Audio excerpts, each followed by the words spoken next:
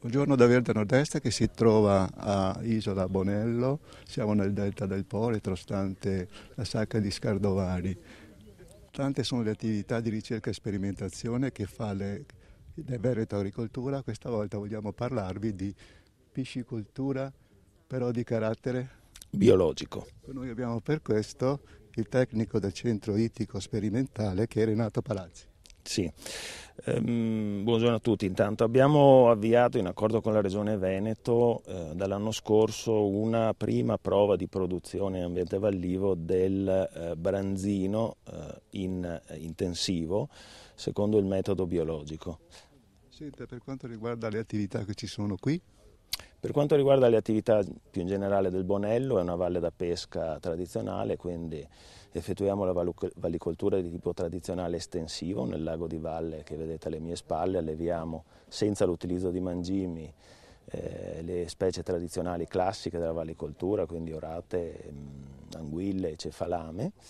E abbiamo anche un'attività di produzione in intensivo di branzino, quindi con l'utilizzo di mangime, nel nostro caso è un branzino di tipo biologico, e in un altro settore della valle abbiamo un'attività invece un po' meno consueta per quel che riguarda le valli da pesca ed è un'attività di gambericoltura, quindi di produzione della mazzancolla. Ecco l'importanza che ha nell'itticoltura il biologico. È un'importanza tutta da verificare. Il vuoto normativo che abbiamo registrato fino ad ora e che verrà colmato a breve da un regolamento attuativo di tipo europeo ha fatto sì che nel nostro paese l'acquacoltura biologica sia sostanzialmente all'anno zero, esclusi alcuni casi sporadici di allevatori privati che hanno già avviato su base volontaria un allevamento di questo tipo. Attività futuribile? L'attività futuribile anche questa è da esplorare, non essendoci una regolare offerta di prodotto biologico sui mercati ittici, quello che noi ci proponiamo con questa esperienza è anche di valutare eventuali benefici economici per l'allevatore che dovesse scegliere di allevare il proprio pesce secondo il metodo biologico. È un interesse abbastanza esteso?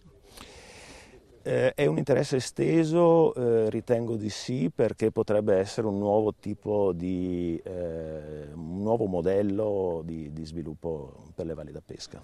Allora, come da programma ci siamo trasferiti dal centro ittico di Bonello al Po di Tramontana, dove si fa qui anche ricerca e sperimentazione. In particolare si parlerà di che cosa?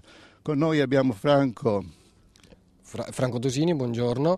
Niente, oggi è dedicata una giornata dedicata interamente all'agricoltura biologica nell'ambito del corso di formazione per l'appunto intitolato a questo tema specifico. È la seconda giornata di questo corso ad ampio respiro che tratta di agricoltura biologica e quindi gestione delle fertilità e come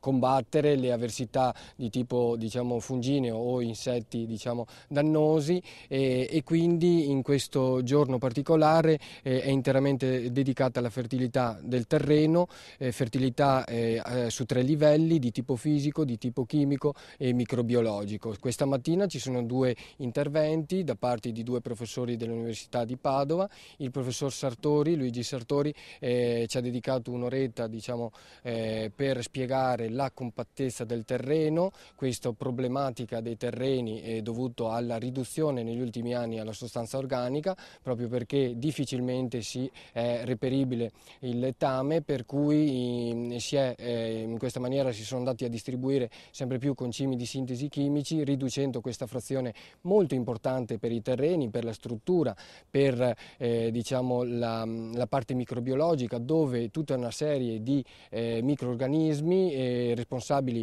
a quelle funzioni microbiologiche che ne determinano appunto la fertilità del terreno. La seconda parte è stata dedicata dalla professoressa Serenella Nardi per spiegare i risultati della prima parte del progetto Biodemo all'interno del piano regionale per il rafforzamento e lo sviluppo dell'agricoltura biologica, un progetto finanziato interamente dalla Regione Veneto e